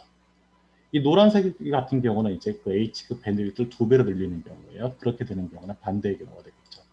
왜곡은 좀 더 심해질 거예요. 통계적 스태티스틱 파워는 올라가겠지만 좀 더 많은 샘플을 쓰니까 뭐 이런 얘기들입니다. 그걸 잘 보여주는 이제 그래프예요. 한번 보시는 걸로 하고 나중에 기회가 되면 별로 시간이 없는 관계로 이제 다음으로 넘어갈게요. 회계 단절 설계의 종류에 관련된 얘기입니다. 그래서 우리가 여태까지 이제 회계 단절 설계가 어떤 것을 대충 보셨잖아요. 여기에는 사실 두 가지의 종류가 있어요. 회계 단절 설계는 두 가지 종류가 있는데 하나는 뭐냐면 계단형 회계 단절 설계라는 게 있어요. 영어로 얘기하자면 Sharp Regression Discontinuity라고 합니다. 두 번째는 뭐냐면 경사형 회계 단절 설계라는 게 있어요. Fuzzy Regression Discontinuity Design이라고 합니다. 이 두 가지 종류가 있는데 여러분들이 여태까지 우리가 얘기했던 거는 다 이 앞에서 말한 앞에 거 계단형 회계 단절 설계에 관련된 얘기들이었었어요. 왜냐면 이게 그 개념적으로 좀 더 이해하기가 쉽거든요. 이건 어떤 경우냐면요. 처치의 확률 밀도 함수예요. 이게 보면 아까 얘기했던 X축은 중간고사가 여전한데 오른 그 Y축이 그 최종 성과가 아니라 처치를 받을 확률을 넣었을 때는 거예요. 그런 처치의 확률 밀도 함수가 기준점 상에서 0에서 1로 마치 계단을 한 단계 오르는 것 같이 급격한 단절적 변화가 있는 경우를 얘기해요. 아까 했던 얘기가 그 얘기잖아요. 80점을 기준으로 해가지고 80점을 못 넘으면 장학금을 안 주고 80점을 넘으면 무조건 장학금을 주고 이 얘기를 얘기하는 거잖아요. 그렇죠? 이 그래프가 이제 그런 얘기들을 잘 얘기하고 있는 거 표현해주고 있습니다. 근데 잘 생각을 해보면 이거는 어느 경우냐면요. 모든 연구의 대상자들이 그래? 내가 장학금을 받아? 장학금을 못 받아? 이 배정액을 충실하게 따르는 경우를 얘기해요. 즉 처치의 배정에 대해서 모든 연구의 대상자들이 100% 수능자인 경우에는 이게 가능해요. 즉 무슨 말이냐면 장학금 80점을 못 받은 애들, 80점이 못 넘은 애들 있죠. 80점이 못 넘은 애들은 장학금을 안 준다 그러잖아요. 그래? 난 장학금 못 받겠는데 안 받아요. 80점을 넘어서 장학금을 준다고 하면 그래, 그럼 나 받을 때서 받는 애들이에요. 근데 여러분, 현실적으로 이게 꼭 우리가 이렇게 되나요? 정책이란 걸 했을 때? 사실은 그렇게 되지 않아요. 많은 경우가 그렇게 되지 않아요. 현실에서는 이렇게 주어진 배정에 순응하지 않는 경우가 상당히 많다는 겁니다. 근데 이런 경우 생각해 볼 수 있어요. 장학금을 받게 되면 어떤 학교에서 어떤 의무적으로 뭔가 교내 봉사 20시간을 해야 된다는 이런 부가적인 의무를 수반한다고 합시다. 이런 게 있으면 어떤 학생들은 장학금을 받을 수가 있는데 뭐 우리 집에 못 사는 것도 아니고 귀찮은데 이러면서 배정은 받았지만 포기하기도 해요. 이런 학생들은 또 있을 수 있어요. 또 어떤 학생들은 80점이 안 돼요. 어떤 장학금이 양도가 된다고 한다면 우리 집 가정의 형편이 좀 어려워요. 내가 79점 정도에서 80점 정도 받아 78점이 안 돼. 한 78점, 79점을 받았는데 나는 장학금이 절실히 필요해. 원래는 못 받아. 근데 내 친구가 보니까 쟤는 좀 가정 형편이 살아서 그런지 몰라도 쟤는 좀 장학금 받는데 안 받고 굳이 필요가 없다네. 야, 그럼 내가 저거 대신 교내 봉사할 테니까 나한테 그 장학금 줘. 이런 식으로 원래는 배정이 안 됐지만 배정을 받는 친구들도 있어요. 그렇겠죠. 또 드물지만 또 이런 경우도 있어요. 일부 어떤 학생들은 정말 반항기가 너무 심한 학생들 있잖아요. 그래서 한창 사춘기라서 학교에서 배정 좀 지가 뭔데 이러면서 안 받아요. 장학금을 안 주면 그래 나는 받을 거네 이런 식으로 청개구리처럼 행동하는 친구들도 있습니다. 그래서 이런 친구들을 뭐라 그러냐면 항시 불참자, 항시 참여자 그리고 반항자 이런 식으로 비수능자들일 수 있어요. 현실에서 이런 경우가 꽤 많습니다. 여러분도 아시잖아요. 뭐 이번에 백신을 맞췄더니 뭐 그런 거 있잖아요. 화이자 백신 같은 경우는 젊은 친구들 안 했더니 어떤 친구들이 뭐 그걸 뭐 기술적으로 뭐 이용을 해가지고 뭐 20대인데 뭘 해가지고 화이자를 맞기로 했다 뭐 이런 식의 울리게 하더잖아요. 많은 경우 우리가 어떤 정책이나 이런 거 시행했을 때 이런 식으로 모든 사람들이 수능을 하지 않아요. 이런 비수능자가 오히려 많을 수 있다는 겁니다. 이렇게 비수능자가 있는 경우에 이 처치 확률 밀도 함수가 이렇게 계단처럼 예쁘게 떨어지지가 않아요. 어떻게 떨어지죠? 이런 식으로 바뀐다는 겁니다. 계단과 모양과 같이 0에서 1로 점프하는 것 대신에 기준점 전후로 처치가 확률이 0보다 크고 1보다 작은 어떤 경사가 발생하게 된다는 거예요. 슬로프 있죠? 이렇게 여기 올라갔죠. A에서 C 구간에서는 원래 이게 다 0으로 되어 있지만 쭉 올라가는 거잖아요. C에 가까우면 갈수록 좀 올라가는 거죠. 바드락률이. 마찬가지로 얘네들 오른쪽 C 기준점 오른쪽에서는 기준점에 가까우면은 처치를 받은 확률이 쭉 떨어지고 점점 더 배정 변수 중간고사 성적이 좋은 100점에 가까운 애들은 더 많이 받는 경우라고 한다면 이런 식으로 뭔가 경사가 생길 수 있더라고요. 다시 말해서 이런 식으로 이쁘게 딱 계산 형태가 나오는 게 아니라 이런 식으로 어떤 경사가 있는 이상한 처치 확률 밀도함수가 생길 수 있다는 거예요. 근데 생각을 해보면 요 0부터 1까지 확률이 어떻게 해서 정해져 있는 거였잖아요. 전체 확률은 0부터 1까지예요. 요 비율을 정할 수가 있을 거예요. 요 가운데 단절이 있는 부분은 누구냐면 수능자의 그 비율을 얘기해요. 실제로 배정을 잘 따르는 친구들이 있죠. 그 친구들의 비율을 얘기해요. 요 크기가. 근데 0.75라고 합시다. 이 항시 참여자는 원래 배정을 못 받는데도 불구하고 받는 친구들이잖아요. 그래서 요 A와 C 구간에 있는 요 AC 구간은 항시 참여자예요. 얘네들이 한 20% 된다고 우리가 볼 수 있습니다. 이 C, B 구간에는 항시 불참자고 얘네들은 한 5%라고 우리가 볼 수 있어요. 예컨대 이게 예예요. 이런 식으로 우리가 예를 어떤 비수능자들 간의 비율을 결정할 수가 있습니다. 여기서 얘기는 안 하지만 조건이 하나가 있는데 연속성 가정이라는 게 있는데요. 회계단지 설계에서 편의를 위해서 보통 아까 얘기했던 그 청개구리들 있죠. 청개구리들은 없는 걸로 보통 가정을 하고 해요. 없다고 가정을 하고 병구를 보통 진행을 해요. 많은 경우 현실적으로 그런 경우가 많지 않기 때문에 그래서 이런 경사형 회계단절 설계는 요거 같은 게 경사형이었잖아요. 아까 요 시점을 기준으로 해가지고 요 보시는 것처럼 이 시점 왼쪽에서는 아래쪽을 쭉 가다가 시점을 넘어가면서 오른쪽으로 또 실선 빨간 실선 이렇게 뛰잖아요. 이런 식으로. 근데 경사형에서는 잘 보시는 것처럼 이 C 기준점을 안팎으로 했을 때 이 비수능자들이 생기잖아요. 요 오른쪽 보시는 것처럼 녹색 원 안에 있는 애들처럼. 원래 이 녹색 원 안에 있는 애들은 있으면 안 되는 애들이잖아요. 그렇죠? 얘네들이 비수능자잖아요. 얘네들이 있음으로 해가지고 이 회계선이 회전을 하게 됩니다. 오른쪽에 보시는 것처럼 원래는 이렇게 나와야 되는데 경사에는 보는 것처럼 이런 식으로 회전을 하게 돼요. 이 회계선들이. 보시나요? 반쪽 이렇게 원래 이렇게 평행하게 되는 또 이렇게 되는 애들이 이렇게 된다는 거예요. 그래서 이렇게 된다는 거예요. 그래서 이 경사형 회계단지 설계는 그래서 이렇게 생겼습니다. 보이는 것처럼 처치 확률 밀도함수도 이렇게 생겼고 이 회계단지 설계 모형 그 성과에 관련된 그 그래프도 이런 식으로 회전을 해서 이 단절폭이 좀 더 줄어듭니다. 근데 이 기준점 상에서의 처치를 받은 확률의 단절 변화가 1보다 작잖아요. 그러니까 기준점 상의 성과의 단절의 크기, 예컨대 이게 원래 15였지만 12로 줄어들었을 때 이 12 자체가 사실 이 경사형 회계 단절 설계에서의 인과 효과라고 우리가 보기는 어려운 부분이 있어요. 왜? 우리가 전체에 대해서 얘기하는 게 아니라 일부에 대해서만 얘기했잖아요. 수능을 한 일부에 대해서만 얘기를 했잖아요. 근데 우리가 알고 싶은 거는 전체 크기를 알고 싶은 거잖아요. 근데 일부에 대해서 얘기를 했으니까 그 일부에 대해서 얘기했던 거를 보정을 해줘야 된다는 겁니다. 그래서 이 경사형 회계 단절 설계에서 첫째 인과 효과는 기준점 상의 성과의 단절 크기, 즉 여기서는 수능자의 비율, 아까 얼마였죠? 0.75였죠. 그거를 기준점 상의 처치 확률의 단절의 크기로 나누어서 구해야 돼요. 그래서 12 이외에서 12가 아니에요. 여기서 이제 이 경사형 회계 단절 설계에서의 첫째 효과는 12가 아니라 12를 수능자의 비율인 0.75로 나눠서 16이 나오겠죠. 그러니까 11을 0.75로 나눴으니까 이 16이 이 장학금 전체, 이 AP라고 하죠. 얘네들을 전체 대상으로 했을 때 그 인과 효과를 전체 평균 처치 효과가 되는 거예요. 이런 식으로 구해야 된다는 겁니다. 그래서 경사형 회계단자 설계는 계단형 회계단자 설계보다 한 단계가 더 있습니다. 이런 식으로 고정해주는 단계가 하나가 더 필요합니다. 왜 그렇죠? 비수능자가 있기 때문에 그래요. 그러니까 잘 생각을 해보면 이 수능이라는 게 처치를 배정했을 때 따르는 거잖아요. 우리는 실제로 원하는 건 뭐냐면 실제로 처치를 받는 사람들의 효과를 원하는 거잖아요. 근데 우리가 알고 있는 건 뭐죠? 배정을 했을 때 배정을 했는지 안 했는지를 알고 있는 거잖아요. 그래서 이거는 그냥 여러분들이 그냥 아시는 부분만 이해하시면 돼요. 이 경우를 어떻게 다시 생각을 해볼 수 있고 이거를 도구 변수의 관점에서 재해석을 해볼 수가 있어요. 우리가 실제로 알고 싶은 거는 실제 처치를 받았는지예요. 근데 우리가 실제로 알고 있는 거는 처치를 배정받았는지 여부는 알 수 있어요.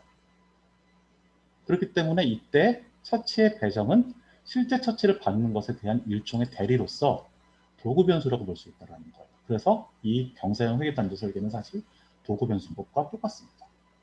그건 도구 변수예요, 사실.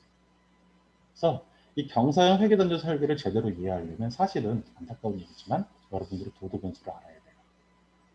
그래야만 이 경사형 회계단지 설계를 우리가 알 수 있어요. 어쨌거나 그렇다는 거 하나랑 그리고 또 한 가지 얘기할 게 뭐냐면 여기서 추정되는 인과 효과는 뭐죠? 경사형 회계단지 설계에서. 수능자들에 대한 효과잖아요. 비수능자들에 대한 효과를 우리가 알 수가 없어요. 그러니까 이 효과라는 게 전체 AT라고 하죠. Average Treatment Effect일까요? 전체 우리가 연구 대상자들의 효과일까요? 그렇지 않아요. 연구 수능자들에 대한 효과예요. 그렇기 때문에 여기서 추정되는 인과 효과는 기준점에 있는 수능자들만의 국소적인 평균 처치 효과에 해당해요. 이런 거를 레이트라고 합니다. AT가 아니라 레이트라고 해서 Local Average Treatment Effect라고 해요. 그래서 이런 로컬 레이트의 그 성격이 있다는 거예요. 경사의 회계단지 설계에서 추측하는 처치 효과라는 거예요. 이렇게 해서 두 가지 효과가 있다, 두 가지 방법이 있다는 겁니다. 계단형 설계와 경사형 회계단지 설계예요. 근데 많은 경우 이제 정책 효과를 이런 회계단지 설계를 갖고 설명을 하려면 안타깝게도 이런 경사형 회계단지 설계를 쓸 수밖에 없는 경우가 많아요. 왜? 정책에 대해 사람들이 이렇게 수능하는 경우가 또 많지 않거든요. 비수능자들이 많거든요. 그러니까 여러분들 아마 쓰시게 되는 실무적으로는 이런 경사형 회계단지를 잘전 설계를 좀 더 많이 쓰게 될 겁니다. 그렇다는 거고요. 자, 이제 그럼 거의 끝나가고 있습니다. 왜 회계단지 설계인가를 간략하게 한번 얘기해보죠. 이런 회계단지 설계는 사실 큰 장점들이 많아요. 많은 장점들이 있습니다. 다른 준실험 설계 방법과 비교했을 때 장점이 많아요. 첫 번째는 뭐냐면 우리가 무작위 배정 실험 있죠. RCT라고 하는. 그게 어떤 골든 스탠다드라고 해가지고 가장 좋은 인과 효과를 추정하는 가장 좋은 방법으로 알려있잖아요. 아까 얘기했던 것처럼 무작위 배정이라는 게 상당히 그 처치 집단과 통제 집단을 비교 가능성을 가장 높여준다고 얘기했잖아요. 그럼 무작위 배정과 가장 비슷합니다. 그래서 그 장점은 많이 공유를 해요. 그래서 다른 준실험 설계 방법보다 무작위 배정에 더 가깝기 때문에 좀 더 좋은 특징 성격들이 많아요. 그리고 이 준실험 설계 방법의 문제점 중 하나 뭐냐면 가정이 좀 강하다는 것들인데요. 그런 다른 설계 방법보다 가정들이 좀 더 약합니다. 현실에서 가정을 만족할 가능성이 좀 높아요. 그리고 시간을 배정 변수를 사용하는 경우에는 그려보잖아요. 그 배정 변수 있잖아요. 배정 변수가 과거의 나와 현재의 나를 비교하게 돼 있어요. 이게 정말 장점이 뭐냐면 굳이 내가 다른 집단들을 구하려고 할 필요가 없어요. 사전사후 검사가 되는 거예요. 그래서 아까 비교 가능성이라는 게 사실 내가 원래 다른 이 집단과 비교할 대상을 비교할 통제 집단을 찾아야 되는 건데 그런 집단을 찾기 어렵기 때문에 발생하는 거잖아요. 그런 수고를 할 필요가 없다는 거예요. 과거의 자신이 현재 자신에 대한 좋은 통제 집단이 될 수 있다는 거예요. 그래서 이런 장점들이 있습니다. 그리고 또 장점이 하나는 그래프를 이용해서 처치 효과를 쉽게 시각화를 할 수가 있는 거고요. 무작위 배정 실험과 비교했을 때 좋은 점이 많습니다. 일단 기존에 존재하는 자료들을 이용할 수 있어요. 그리고 이제 무작위 배정을 할 때 실제로 그 배정할 때 무작위 배정하는데 상당히 잡음이 많거든요. 그런 잡음을 걱정할 필요가 없고 실험적 상황이 아니라 이제 비실험적 상황의 자료를 이용하기 때문에 외적 타당성이 좀 높습니다. 이런 많은 장점들이 있어요. 근데 현실에서 이것들을 여러분들이 보기가 그렇게 많지 않은 거예요. 왜 그러냐면 그만큼 단점도 강하기 때문에 그래요. 일단 첫 번째, 특정 조건이 만족돼야 돼요. 아까 얘기했던 것처럼 어떤 사전에 연속된 연속된 어떤 점수가 있어요. 변수, 그 배정 변수가 있어야 돼요. 중간고사 성적과 같아요. 그리고 어떤 기준점을 정해서 그 기준점에 따라 가지고 0과 1로 처치를 받는지 안 받는지가 결정이 돼야 돼요. 이런 조건들을 만족해야 돼요. 그래서 특정 조건을 만족해야 되는데 그런 케이스가 생각보다 많이 없습니다. 그리고 또 아까도 얘기했던 것처럼 경사형 회계, 다 회계단지 설계를 얘기할 때 결국은 도구 변수에 관련된 얘기라고 했잖아요. 사실 이 회계단지 설계는 사실 다른 어떤 그 수학적이거나 통계적인 얘기들이 많이 들어가 있어요. 그래서 정밀한 이해를 하기에는 그런 수학적이거나 통계적 지식들은 어느 정도 좀 필요합니다. 그렇기 때문에 좀 이 부분이 사람들이 어려워하는 경우가 많아요. 그리고 또 이런 관점도 있어요. 추정되는 인과효과가 국소적인 특성이 있어가지고 이거를 기준점에서 멀리 떨어진 대상들에게까지 포함하는 어떤 일반화 가능성을 좀 낮을 수도 있다는 거예요. 근데 잘 생각을 해보면 이게 사실은 장점이 될 수도 있어요. 왜냐하면 이러한 국소적인 인과효과는 기준점 근처의 한계 대상들에 대한 평균 처치 효과를 의미해요. 근데 많은 경우에 우리가 이제 기준점에서 멀리 떨어진 애들을 포함을 하게 되잖아요. 그렇게 되면 상쇄가 되는 경우가 많아요. 그 효과가 그거를 차단할 수 있잖아요. 그래서 국소적인 특징을 갖고 있지만 그 상쇄 효과를 상쇄 효과가 나타나지 않기 때문에 오히려 효과가 더 정확하게 나타나는 장점이 있다는 거예요. 그래서 그런 부분에 대해서는 이게 장점이 단점이 아닌 장점이 될 수도 있다는 겁니다. 자, 이렇게 해가지고 어느 정도 이제 회계단지 설계에 대해서 발표를 마쳤습니다. 아직까지 깨 있으신가요? 깨 있으시면 다행입니다. 관련해가지고 이제 이런 잠재적 성과 모형에 관련된 얘기들도 제가 좀 모아왔는데, 좀 보시는 것처럼 용어가 좀 복잡하죠. 막 수학적 기호들이 막 나오죠.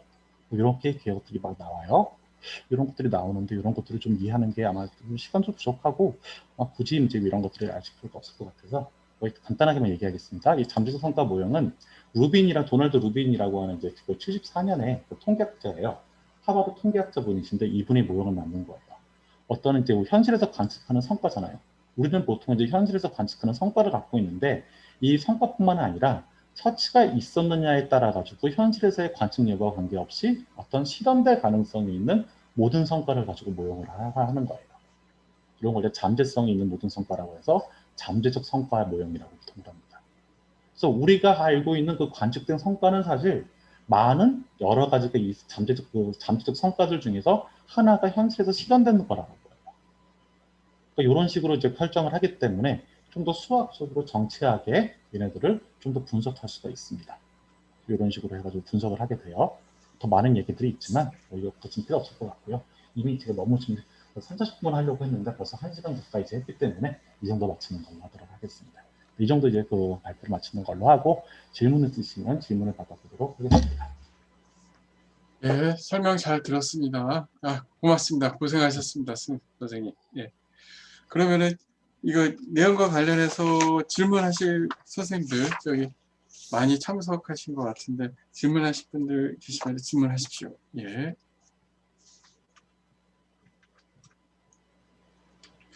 제가 이거 언뜻 근데 제가 언뜻 듣다 보니까는 네. 그 실렉션 마들 같은 경우가 많이 생각나요. 트레스홀드 같은 거 잡아내고 네. 할 때 그 실렉션 마들 같은 경우 그 투 스테이지가 여러 가지가 그냥 한꺼번에 저도 처음 듣는 거라서 이제 지식이 없는데 그 인버스 밀즈 레이쇼 같은 거 가지고도 이렇게 어떤 이 집단 간에 큰 차이가 있느냐 없느냐 그런 거를 이렇게 따지기도 하지 않습니까? 어떤 거요? 예, 그러니까는 샘플 같은 경우 그러니까는 이렇게 어떤 거에는 응답을 했고 어떤 거에는 응답을 안 했고 그러니까 응답을 안 한 사람들도 있을 텐데 그런 거 이제 그 집단들 간의 그 차이점을 고려를 할 때 인버스 밀즈 레이쇼를 넣어가지고 회계 분석을 투 스테이지 리스트 스퀘어 그 같은 경우 인버스 밀즈 레이쇼를 가지고 어떤 애들은 응답을 했고 응답하지 않았고 그 차이점을 보정을 한 다음에 그 다음에 이제 응답한 애들만 가지고 이제 회계 분석을 하잖아요. 투 스테이지 리스트 스퀘어. 설명 듣다 보니까는 그 어떤 이 단절 효과에서 그러니까 연구자들 간의 대상자 간의 어떤 기본적인 특성이 있다 없다 그런 거를 어떤 판별할 때 그런 거를 좀 투 스테이지 그 리스트 스퀘어에서 나왔던 인버스 밀즈 레이쇼 같은 거를 사용을 해가지고 그 연구자들 간의 기본적인 특성이 없어질 때까지 밴드와이스를 좀 줄여나가는 그런 방법 같은 것도 좀 언뜻 떠오르는데 그런 거는 생각한 분은 없으신가요? 아니요. 그게 지금 사실 이제 그 제가 자세히 설명을 안 하고 넘어갔는데요. 지금 이제 선생님께서 얘기하시는 부분 같은 경우는 제가 듣기로는 약간 이제 매칭 같은 데서 어떻게 보면 이제 그 상행동사 매칭이나 이런 걸로 어떻게 보면 그 특성들을 이제 약간 비슷하게 만드는 것과 투 스테이지 스테이지를 통한 것도 이제 도구 변수에 관련된 얘기잖아요. 예. 근데 그런 것들이 사실은 이런 회계 단절 설계가 바로 그런 것들을 이용하는 겁니다. 아, 그래서 결국은 아까 되게 말씀드렸던 것처럼 그 아까 말한 투 스테이지 리스트 스퀘어 있잖아요. 그 방법을 가장 많이 쓰는 게 사실은 도구 변수거든요. 그러니까 도구 변수를 썼을 때 도구 변수는 선생님께 얘기하시는 부분이 내가 어떤 예를 알고 싶은데 내가 보통 배정이나 이런 것만 알고 있으니까 이걸 일종의 풀악시화 시켜가지고 도구 변수를 만들어가지고 예, 투 스테이지 리스트에 돌린 듯이 나는 거잖아요. 그렇죠. 근데 아까 얘기했던 것처럼 이 경사형 회귀단전 설계라는 게 결국 도구 변수 얘기 나가 있잖아요. 그래서 이 경사형 회귀단전 설계는 사실 지금 여기서 설명을 안 했지만 나중에 도구 변수에 관련된 얘기이기 때문에 실제로 효과의 수치를 추정하는 데 있어서는 일반 회귀 분석을 쓰는 방법이 아니라 오히려 이런 걸 쓰는 게 아니라 투 스테이지 리스트 스퀘어를 쓰게 돼 있어요. 그래서 사실은 이 부분이 그 부분입니다. 도구 변수잖아요. 그렇습니다. 그래서 결국은 이 비슷한 얘기입니다. 그 부분이 여기 들어가 있습니다. 이 부분은 이제 얘기하려면 앞에서 수학적인 부분을 얘기를 해야 돼서 살짝 말씀을 드리자면 어디 갔지? 맨 끝에 이제 보시는 것처럼 이렇게 보이시죠? 예. 예. 뭐 이런 식으로 해가지고 뭐 클래스 이건 내가 안 썼구나. 잠시만요. 이렇게 보시게 되면 이 논문을 보게 되면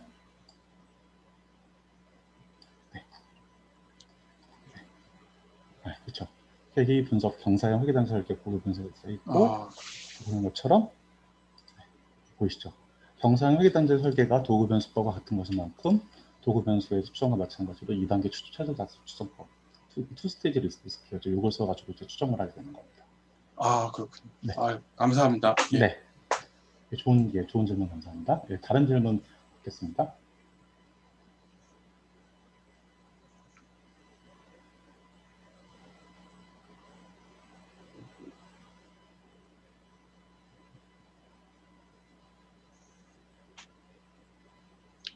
박찬희 박사님 뭐 궁금하신 거 있으면 질문해 보시죠. 예. 이게 상당히 재밌는 것 같은데. 너무 너무 잘 배웠습니다. 항상 심리학 분야에서 이야기하는 그 실험 설계법, 그러니까 진실험 설계, 뭐 준실험 설계를 설문지를 이용해서 어떻게 좀 적용을 해볼 수 있을까 고민을 하고 있었는데 마침 그 원하는 주제가 올라와서 어떻게든 시간을 내서 들어왔거든요. 그래서 너무 많이 배워서 감사드리고요. 제가 딱히 할 수 있는 질문은 없는 것 같습니다. 잘 배웠습니다. 감사합니다. 네. 예.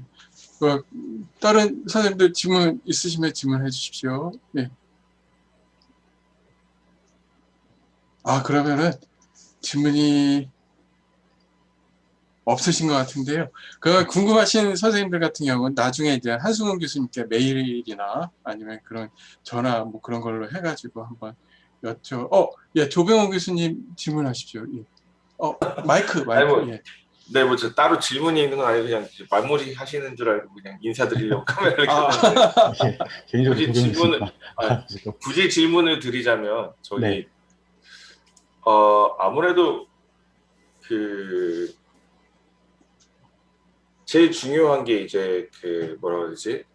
설문 대상을 이렇게 아니면은 연구 대상을 선택하고 이제 그다음에 물어보는 데이터 수집 단계에서부터 되게 많이 조심을 하고 이제 계획을 해야 될 것 같은데 만약에 이게 너무 되게 좀 어떻게 보면 좀 어이없는 질문이긴 한데 늘 저희가 이제 원하는 대로 데이터를 이렇게 좀 모을 수는 없지 않습니까? 네. 혹시라도 이거 데이터를 하다가 뭔가 이렇게 잘못됐을 때 메이크업 할 수 있는 방법은 있을까요? 예를 들어서 뭐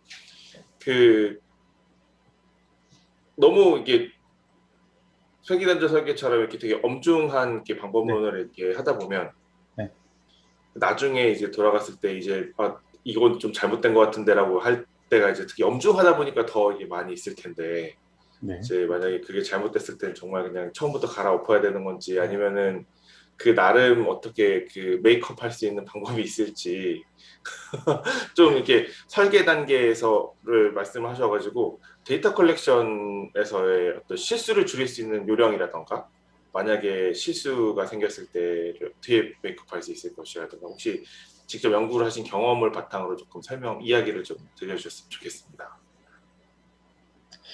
네, 좀 어려운 질문이네요. 네, 일단 회계단계 설계와랑은 이제 관련이 없는 것 같긴 하고요. 글쎄, 이 부분에 대해서는 사실은 이제 데이터 모으는 거는 또 근본적인 문제잖아요. 그러니까 사실 이제 우리가 많이 얘기했지만 쓰레기를 넣으면 쓰레기밖에 나오지 않잖아요. 그러니까 우리가 알고 있는 분석이라는 거, 이런 회계 분석을 비롯해서 이 말고 이 얘기하는 이 회계단계 설계도 마찬가지지만 데이터가 좋지 않으면 사실 결과가 좋을 리가 없어요. 항상 여러분들이 생각을 해줘야 되는 게 좋은 데이터를 안 넣는데 좋은 결과를 말하는 건 등놈이 좀 보겠죠. 사실 말이 안 돼요. 이거는. 그래서 모든 우리가 하는 설계나 이제 이런 것들은 이제 좋은 데이터를 얻는다라는 이제 그걸 가정을 하에서 이제 하는 건데요. 근데 이거 같은 경우는 어떻게 보면 뚜렷한 해법은 없습니다. 이제 그거에 대해서 이제 앞에 설계를 할 때 서베이나 이제 이런 거를 하거나 보통 이제 서베이를 할 때 서베이에서 이제 많은 문제들이 발생할 수 있는데 그 서베이에서 발생하는 문제들 좀 잘 알고 서베이 단계에서 좀 서베이 질문들을 잘 만들어야 돼요. 사실은 서베이 질문들을 잘 만드는 건 정말 어려운 얘기예요. 이게 특히나 이제 심리학이나 이제 이런 관련된 얘기가 많이 나오는 얘기들인데 사람이 그렇게 생각보다 합리적이지 않잖아요. 많은 이제 그 행동경제학 이런 얘기, 행동경제학이라면서 행동심리학 뭐 이런 얘기를 나오기 시작하면서부터 이제 우리가 실제로 그 서베이나 이런 걸 할 때 별로 그렇게 좋지 않다는 얘기들이 상당히 많이 나와요. 왜냐면 이를테면 문구 하나 바꾸면 결과가 확 달라지고 문제를 어디다 넣고 설문을 어디다 넣느냐에 따라 가지고 확 결과가 달라지니까 그래서 그 부분에서 일단은 공부를 좀 많이 해야 될 필요가 좀 많이 높아지고 있습니다. 서베이나 이런 거를 할 때. 일단 그 부분을 좀 주의해서 공부를 해야 될 필요가 있고요. 그래서 두 번째는 그래서 요즘에 든 추세는 뭐냐면 서베이와 관련해가지고 서베이를 안 해요. 웃긴 얘기겠지만 지금 이제 추세가 뭐냐면 특히나 이제 아직까지는 행정학에는 우리나라에서도 얘기가 많이 없는데 미국 같은 경우는 어떤 얘기를 하냐면 우리가 왜 굳이 서베이를 하냐는 거예요. 우리가 굳이 이 부족한 서베이를 왜 하냐는 거예요. 잘 생각을 해보면 서베이가 어떻게 보면 사회과학에서 어떤 서베이 자료 수집이나 이런 걸 많이 했잖아요. 왜 그랬을까요? 그거밖에 방법이 없었어요. 70년대, 80년대 때 서베이가 했던 이유는 그거밖에 방법이 없었어요. 근데 지금은 21세기잖아요. 컴퓨터가 발전을 했어요. 지금은 정말 수많은 행정 데이터가 있습니다. 그러니까 이런 거예요. 네가 몇 살이고 네가 어디서 태어났고 이거를 우리가 굳이 서베이로 알 필요가 없다라는 거예요. 그러니까 요즘에는 서베이를 하는 것 대신에 서베이는 정말 필요한 부분으로 축소를 하고 관련한 행정 데이터를 가지고 많이 보완을 하려고 합니다. 사실 양적 방법론의 어떤 추세는 서베이 중심에서 탈서베이를 해서 행정 데이터 중심으로 넘어가고 있어요. 그래서 실제로 이 예가 어디냐면 우리나라 인구 총조사라고 아시나요? 센서스라는 거 아시나요? 센서스가 5년마다 한 번 하는데 2015년에 하고 2020년에 작년에 했어요. 2020년에 바뀌었어요. 2015년에 바뀌었어요. 어떻게 바뀌었냐면 우리가 전체 다 했었거든요. 2015년 전까지, 2010년까지는. 모든 이제 그 사람들에 대해서 전수조사처럼 해서 했었어요. 근데 2015년 이후부터는 20%만 그 표본으로 하는 거고 하고 표본 조사로 바뀌었어요. 전수조사에서. 그런 방식으로 바뀌었어요. 사실 전수조사가 제대로 되지도 않았긴 했겠죠. 그리고 나머지는 어디서 보완을 하는 거냐면 행정 데이터를 보완을 해요. 그런 식으로 바뀌었어요.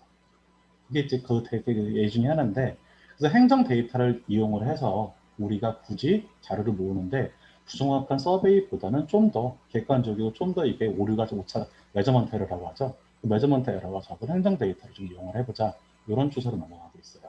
그렇게 되면 아마 데이터를 좀 더 잘 높일 수가 있을 거예요. 그리고 세 번째는 뭐냐면 관련해가지고 서베이를 했을 때 뭔가 우리가 미싱이 정말 많잖아요. 그래서 사실은 그래서 이 미싱이 정말 큰 문제예요.